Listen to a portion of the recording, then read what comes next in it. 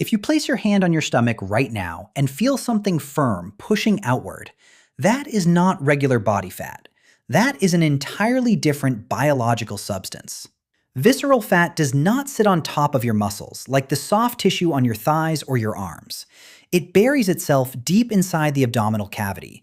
It coils around your liver, your kidneys, your pancreas, and your intestines. And unlike regular fat, it does not just sit there quietly. It behaves like a rogue endocrine organ, pumping out inflammatory chemicals and hormones that actively sabotage your metabolism every single hour. Now, here is what most people get wrong. They assume the answer is to eat less. They slash their calories. They skip breakfast. They grind through cardio sessions 6 days a week. But here is the biological reality. If your body is stuck in a state of chronic stress and internal inflammation, restricting food actually makes visceral fat grip tighter. Your system interprets the calorie deficit as a threat, and it prioritizes storing energy right around the organs as a survival mechanism. So the real solution is the opposite of what you have been told. You do not shrink this tissue by removing food. You shrink it by introducing very specific compounds that reprogram the hormonal signals driving the storage in the first place. There are 5 foods that function less like nutrition and more like biochemical instructions. They contain molecules that directly target cortisol, liver congestion, insulin resistance, and chronic inflammation. These are the 4 pillars holding visceral fat in place. Over the next few minutes, we are going to dismantle each one. We will break down the hormone that literally commands fat cells to open up and release their contents. We will explore the fiber that physically blocks sugar from flooding your bloodstream. And pay close attention to food number 5, because it triggers a satiety hormone that mimics what happens in a prolonged fast, all without you missing a single meal. This is not about willpower or motivation. This is metabolic engineering. Let us start with the root cause. Food number 1, the anti-inflammatory reset. Here is the core problem. Visceral fat is not just stored energy. It is inflamed tissue. It constantly leaks molecules called cytokines, particularly one called interleukin-6, into your bloodstream. These cytokines make your cells deaf to insulin. And when your cells stop listening to insulin, glucose stays elevated in the blood, and your pancreas responds by flooding your system with even more insulin. That excess insulin drives fat storage directly into the belly. It is a vicious feedback loop.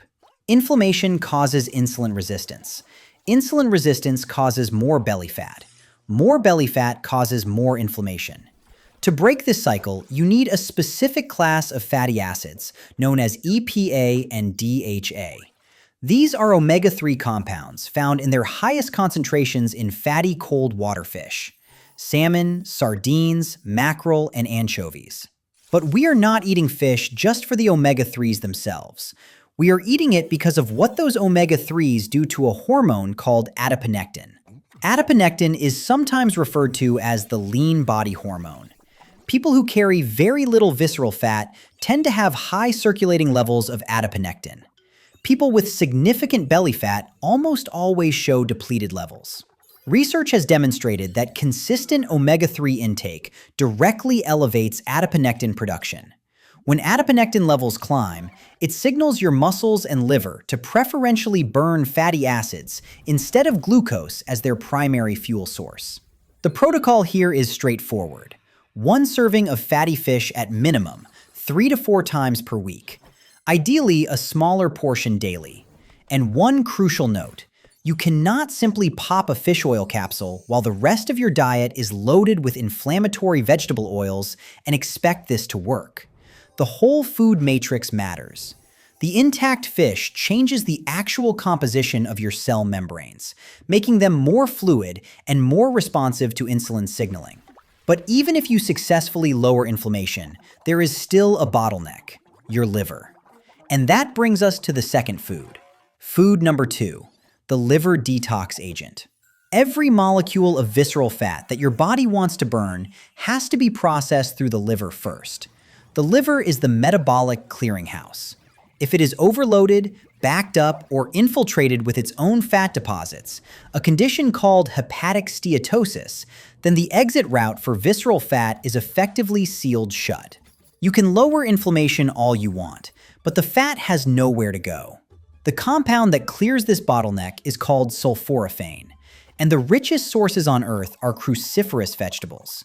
Broccoli sprouts are the most potent, followed by kale, arugula, Brussels sprouts, and cauliflower. Sulforaphane activates a genetic pathway called NRF2.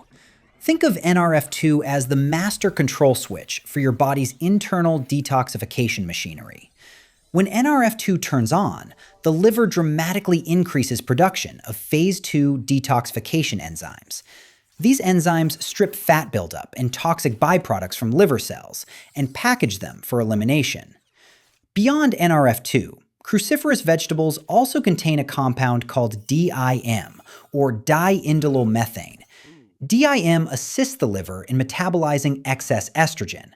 This matters for visceral fat because certain estrogen metabolites are directly linked to increased fat deposition around the abdomen and hips. When the liver efficiently clears these hormones, you remove one of the hidden hormonal triggers for midsection weight gain. Now, we have addressed inflammation, and we have opened the liver, but there is a third system that can override both of those improvements: your stress response. Food number 3, the cortisol circuit breaker. If there is one hormone most responsible for that hard, round belly, it is cortisol. Cortisol is the stress hormone released by your adrenal glands. When cortisol stays chronically elevated, it dumps glucose into your bloodstream. Insulin then rushes in to deal with that glucose, and it packs the excess energy straight into the visceral fat compartment. This is why people under constant stress gain belly fat, even when they are not overeating. The mineral that serves as the natural off switch for this entire cascade is magnesium. And one of the most concentrated food sources of magnesium available is pumpkin seeds, also called pepitas. Magnesium works by binding directly to GABA receptors in your brain. GABA is your primary calming neurotransmitter. It is the chemical that tells your nervous system to stand down. When you are deficient in magnesium, and roughly half of the adult population is, your brain stays locked in a low-grade state of hypervigilance. Cortisol trickles out around the clock, sleep quality drops, and the belly fat accumulates. A quarter cup of pumpkin seeds daily provides a substantial dose of magnesium to begin restoring this balance. Now, I want to pause here and actually hear from you, because this connects to something interesting. When you are exhausted or under pressure, what does your body crave? Do you reach for something salty, like chips or pretzels? Or do you go straight for something sweet, like candy or chocolate? Drop your answer in the comments. Team salty or team sweet? If you are team salty, that often points toward adrenal exhaustion and mineral depletion. Pumpkin seeds are essentially your prescription. If you are team sweet, that typically signals a blood sugar or dopamine regulation issue, which leads perfectly into the next food. Food number 4, the glucose sponge. You can lower cortisol, clean the liver, and reduce inflammation, but if every meal you eat sends a tidal wave of sugar into your blood, insulin will keep slamming the door shut on fat burning. We need something that physically slows down the rate at which glucose enters your system. The food is chia seeds. Ground flax seeds work as well. These tiny seeds contain an extraordinarily dense concentration of viscous, soluble fiber. When chia seeds contact water in your stomach, they absorb it and expand into a thick gel. This gel coats the walls of your small intestine and creates a literal physical barrier. When you consume carbohydrates alongside this gel matrix, the glucose molecules cannot rush through the intestinal wall and spike your blood sugar. They have to slowly diffuse through the barrier. The result is a dramatically flattened glucose curve and a much lower insulin demand. But the real magic happens further downstream. When this soluble fiber reaches your large intestine, your gut bacteria ferment it and produce short-chain fatty acids, most importantly, one called butyrate. Butyrate is not just fuel for your colon cells. It is a signaling molecule. It communicates directly with the brain to increase feelings of fullness. It travels to the liver and enhances insulin sensitivity. It even tells your mitochondria to ramp up their efficiency. The daily protocol is simple. 2 tablespoons of chia seeds or ground flax mixed into water, a smoothie, or yogurt. Think of it as a metabolic insurance policy you take once a day. Now, we have tackled 4 out of 5 pillars. Inflammation handled, liver opened, cortisol dampened, blood sugar stabilized. There is one final piece that ties it all together. Food number 5, the cellular repair tool. This one might surprise you because it is not exotic or obscure. It is avocado. But before you dismiss it as just another source of healthy fat, understand what avocado actually does at the cellular level. The primary mechanism is potassium. We discussed magnesium for stress, but potassium is the mineral that governs insulin sensitivity inside each individual cell. Most adults are severely deficient in potassium because they simply do not eat enough plant matter. A single avocado contains more potassium than a banana, and it delivers it without any of the sugar. When potassium levels are low, your cells struggle to absorb glucose from the bloodstream efficiently. The pancreas compensates by producing more and more insulin.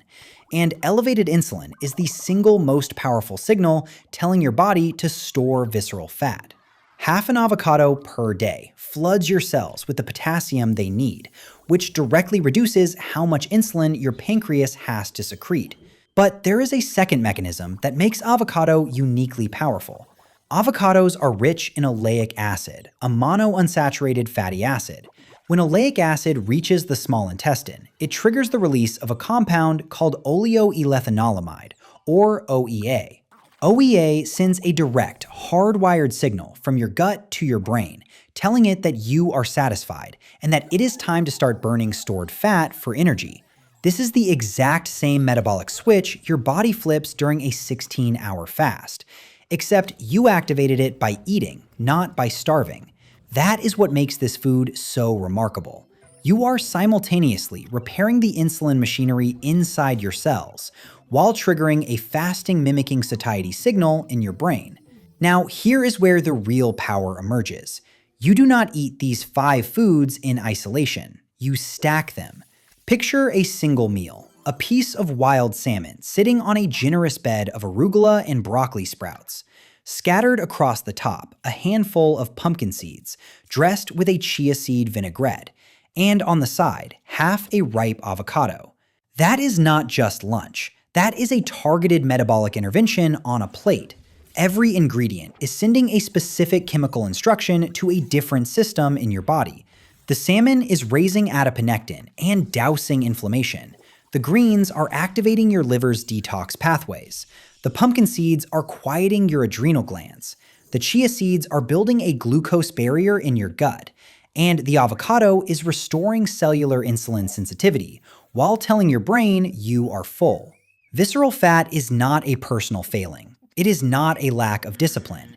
It is the predictable biological outcome of a body that is inflamed, hormonally stressed, and resistant to its own insulin. You cannot outrun that biology on a treadmill. You cannot white-knuckle it away with a crash diet. But you can dismantle it layer by layer with the right molecular inputs. Fatty fish for adiponectin, cruciferous vegetables for liver function, pumpkin seeds for cortisol regulation, chia and flax for blood sugar control, avocado for potassium and satiety signaling. Stop thinking about food as calories in versus calories out. Start thinking about food as data. Every meal you eat is either telling your body to hold on to that visceral fat or giving it permission to let go. Choose the right signals, and the fat has no biological reason to stay. If this changed the way you think about belly fat, subscribe to this channel. We break down the real science behind how your body works so you can stop guessing and start engineering your health. Hit that subscribe button, and I will see you in the next one.